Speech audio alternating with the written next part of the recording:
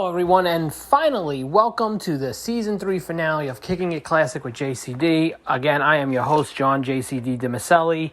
Again, I apologize for the delay in the season. For those of you that have been following us all along, you are aware of the circumstances that led to the season being delayed, and I apologize for the delay again and appreciate your patience. Let's get the bills out of the way. You can follow the show on Twitter at KITCWJCD. As always, the show is brought to you as part of the rejuvenated PWP Nation Network. You could follow PWP Nation on Twitter at PWP Nation. You could also check out pwpnation.com for loads of great articles, editorials, news, and so much more. You can follow me on Twitter at JohnDSINY1219. You could also follow the show on Facebook, facebook.com/Kicking It Classic with JCD. You can email the show, Kicking It Classic with JCD at yahoo.com. And now you can check us out on YouTube, youtube.com/users/JCD1219, or you could search for Kicking It Classic with JCD when you're on YouTube. And please give us a subscribe. All our episodes are up on YouTube. We are up to date. This episode will be posted once it posts on all the other platforms. Plus, there's going to be videos, live reactions, editorials, and so much more going on the YouTube site. So, with all that said, this Season 3 finale episode is going to look at the circumstances behind the walkout of Stone Cold Steve Austin in 2002. And, man, as an Austin fan, I gotta tell you guys, I was devastated.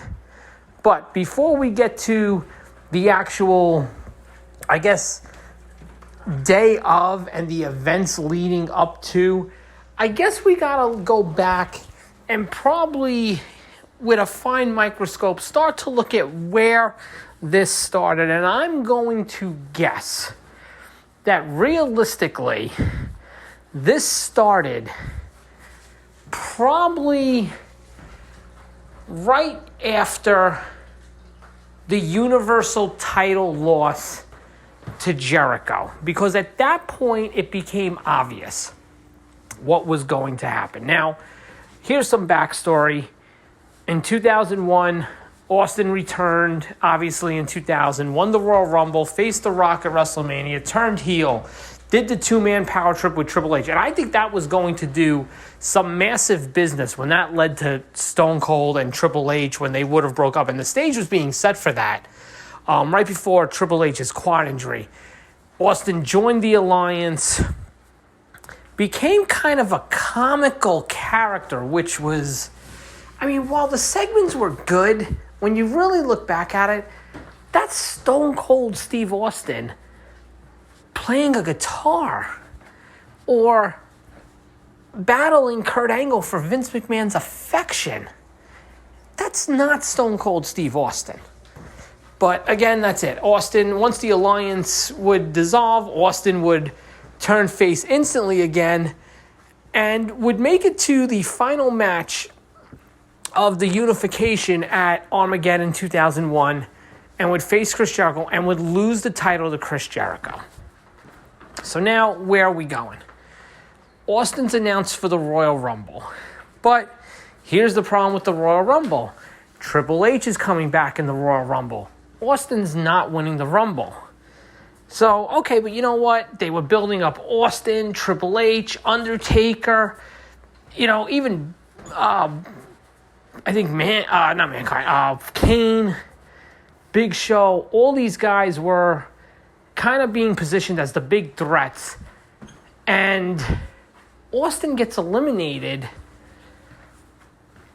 by a returning Mr. Perfect Kurt Hennig, who was not returning as like an actual legend in the sense that we get them today.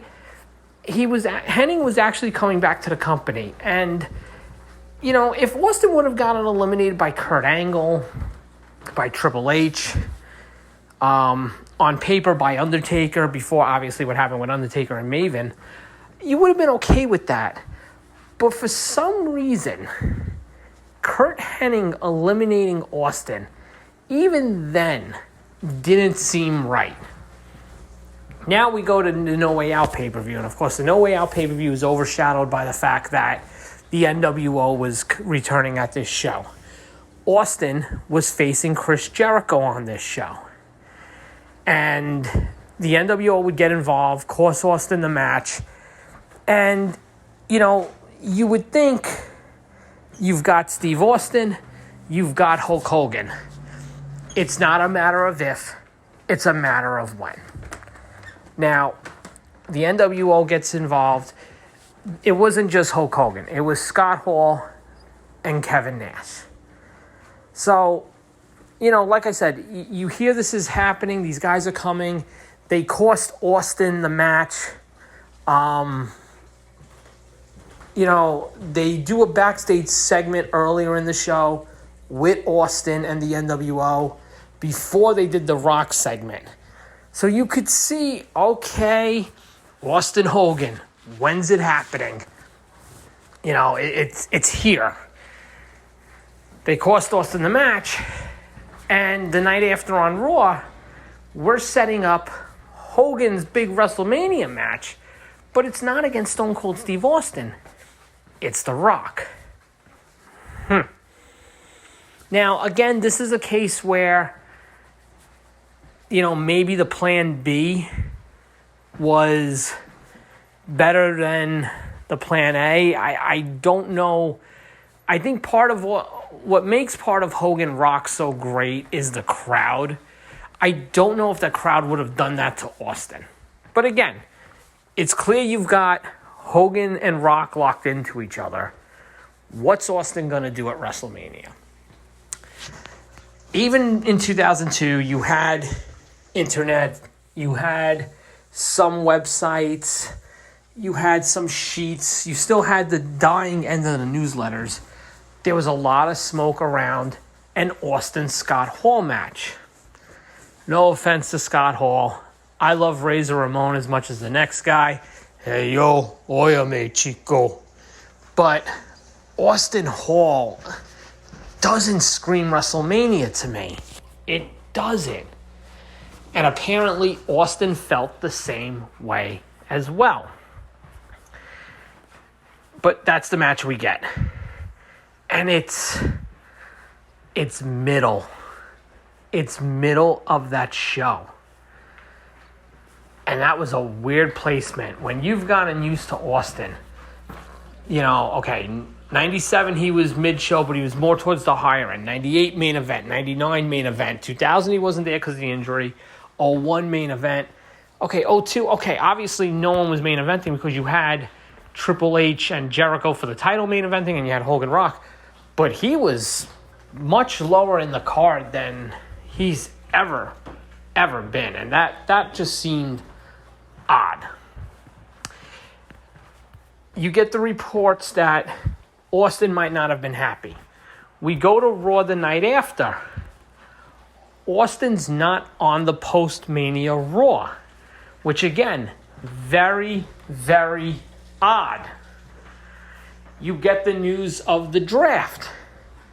Guess who can't be drafted? Austin. Okay, something's going on. We then get to, for those who don't remember, WWE used to do an internet talk show called Bite This on WWE.com, and they had various guests on, and Austin was a guest, and Austin completely craps on where the company's headed creatively, the direction of his character, the process, everything. Austin pretty much let everything out. I think it was a week, maybe 2 weeks later, Vince is on the show. And they ask him to address Austin's comments. And Vince, in the typical trying to be diplomatic, but no one man is bigger than the company. Austin's entitled to his views, blah, blah, blah, and so on. You'd think we're okay. We get to the week after the draft. Now, Austin has not been on TV for 2 weeks post-Mania. There was no injury, no nothing. Very weird. And the storyline is Austin can sign with whatever brand he wants. Vince was heading up SmackDown. Ric Flair was heading up Raw. So that was the big segment. Of course, Austin stuns everybody and signs with Raw. Okay. Austin then is in an angle where there's starting to be signs of obvious dissension between him and Ric Flair. Flair misses Austin's leg on the rope in a number one contender match for at Backlash. It would be Stone Cold Steve Austin versus The Undertaker. The winner of that match would face the winner of Hulk Hogan and Triple H for the undisputed title at Judgment Day. So, okay, maybe we get to Hogan-Austin then. It's not the biggest show of the year, but maybe we do. No, they do an angle where Ric Flair doesn't see Austin's foot on the rope. He counts the 3. Undertaker beats Austin at Backlash and goes on to face Hulk Hogan for the title at Judgment Day.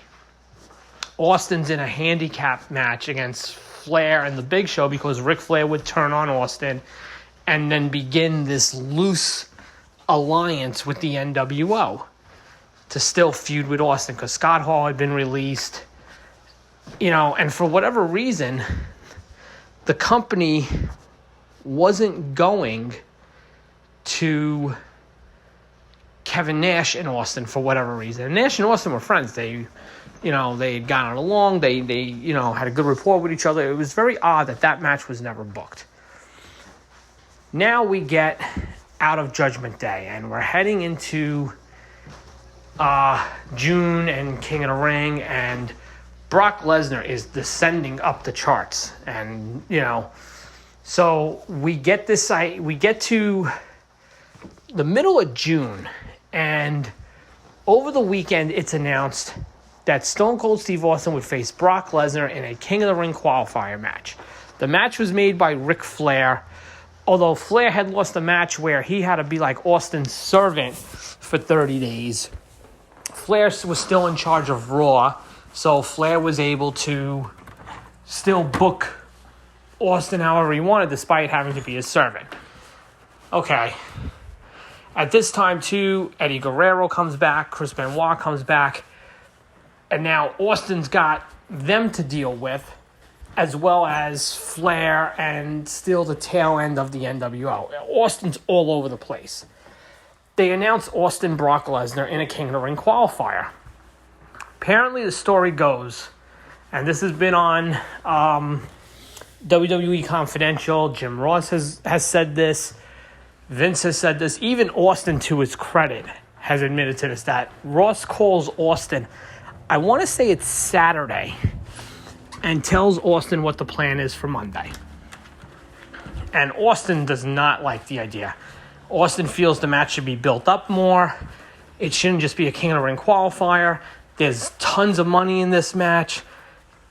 Austin's really not on board. Apparently, at one point, between Saturday and Sunday, Jim Ross, to his credit, is able to get Austin on board with the match. And the belief is Austin's going to travel, I believe it was to Georgia, for Raw, and they were going to do what they were going to do. Late Monday morning, early Monday afternoon comes, Austin does a 180 and decides that he's not doing it. Gets back on a plane without addressing anybody, without coming to the arena to talk to anybody, and goes back home. This is the day where it is considered Austin walked out on the company. So now you've got, and Jim Ross is pleading with him, please just come to the arena. I really truly believe Jim Ross in his heart felt there was a way to get this all worked out.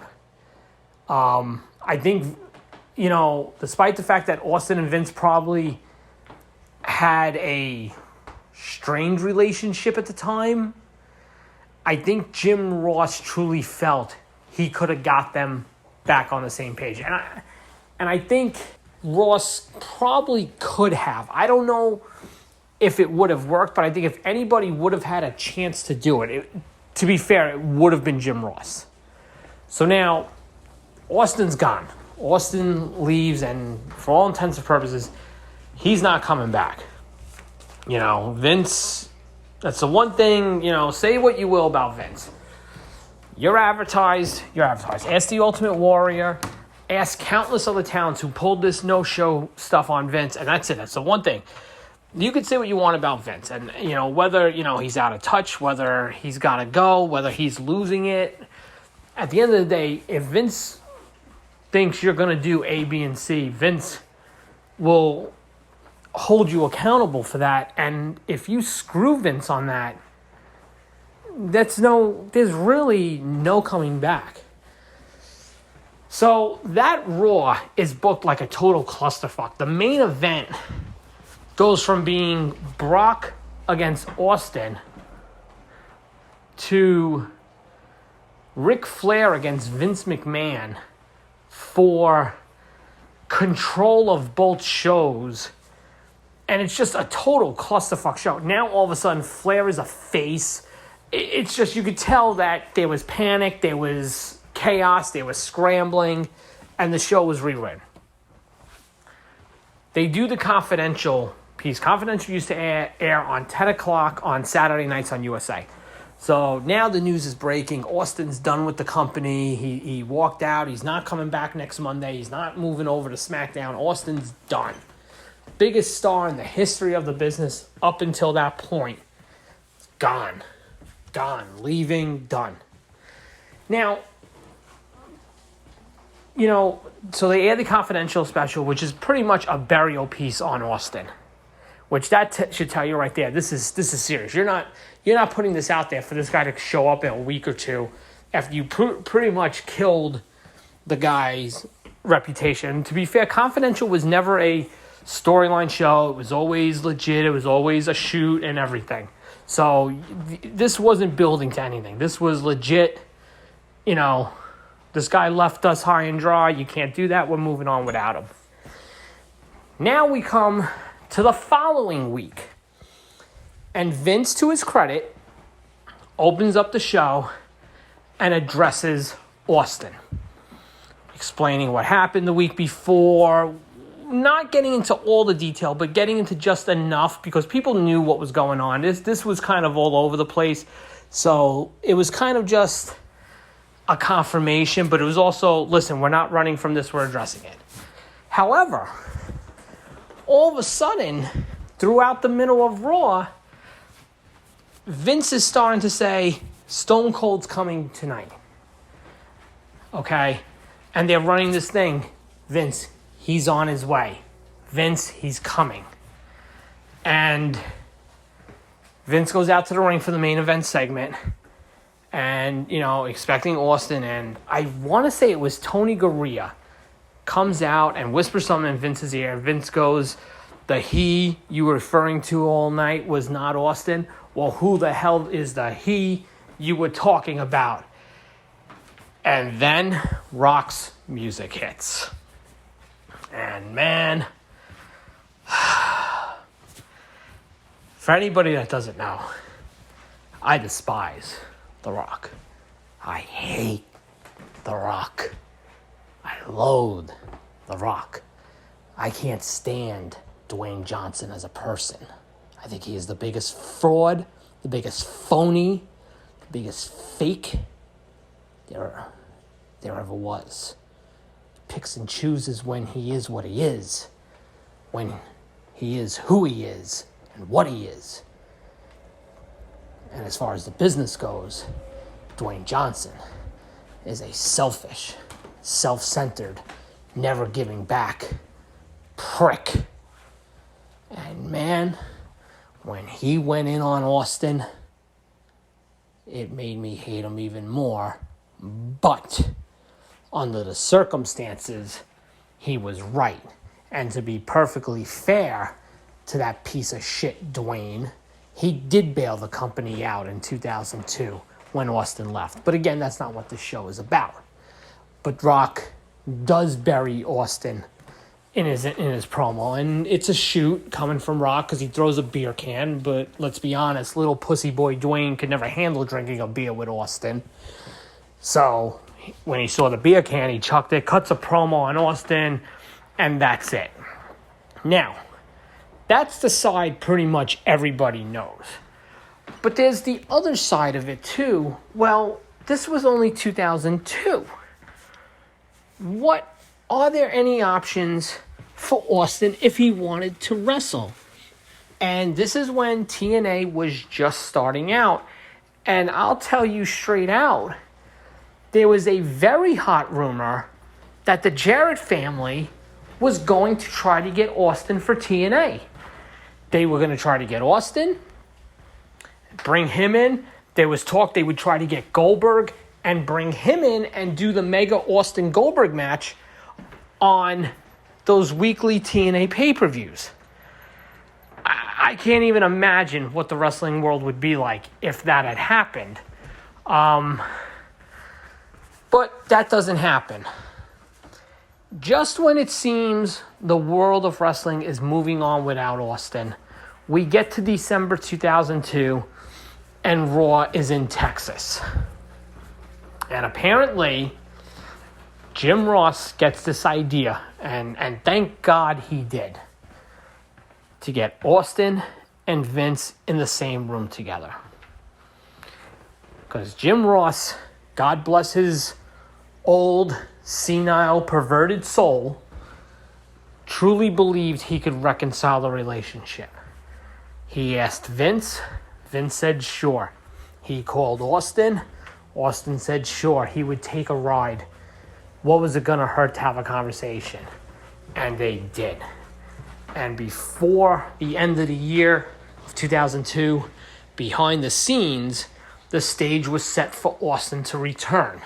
Now, as far as the TV storyline of it goes, it was the night after the Royal Rumble, or shortly after the Royal Rumble, where Vince gives Eric Bischoff like a 30-day ultimatum to shake things up on Raw. It was before the Rumble, I want to say. And Bischoff comes out and cuts this promo, and he says, I know what I need to do to shake Raw, and that is to go get Stone Cold Steve Austin. And that's what he does. And there we go. We've got the stage set. Once Bischoff mentioned Austin on television, even if you didn't know about the backstage meeting in December, it was clear Austin was coming back. They were running the angle. Bischoff was going to be fired if Austin, and at the last moment, Jim Ross comes out and says he spoke to Austin. Austin will be at No Way Out. Austin is at No Way Out, has a quick squash match with Bischoff, faces The Rock at WrestleMania. And that's it for Austin. Austin loses to Rock, puts Rock over, and Austin was done. But I really, truly think that would not have happened in TNA, in New Japan, in any other indie promotion that would have tried to bring him in. So, we go from Hell No and to coming back and having this farewell. And to Austin's credit, throughout the years, Austin has constantly admitted he's handled this wrong. Austin will be the first one to tell you he should not have handled it like that. He's apologized for it and has atoned, which is the good thing. Austin would tell you straight out, if I could go back, I wouldn't have done this again. So at least Austin's admitted he's fucked up. How many guys have done things in the business and just been like, nah, I handled it the right way. At least Austin's admitted it sucked and he wished he could go back. And that's it. This is a wrap for Season 3. For Season 4, we are coming back the week of April 4th, 2021. And we're going to kick it off with a good one. The Edge, Matt Hardy, Lita love triangle. And not only that, we will be debuting a new theme song for Season 4. I have not decided on what it is yet, so if you have any suggestions, send them over either to Twitter, Facebook, email, and we'll check them out. For myself here at Kicking It Classic with JCD, I want to thank everybody who listens, now whoever can watch a video, who subscribes, Thank you so much. I can't do this show without you guys. And until next month, thanks for listening.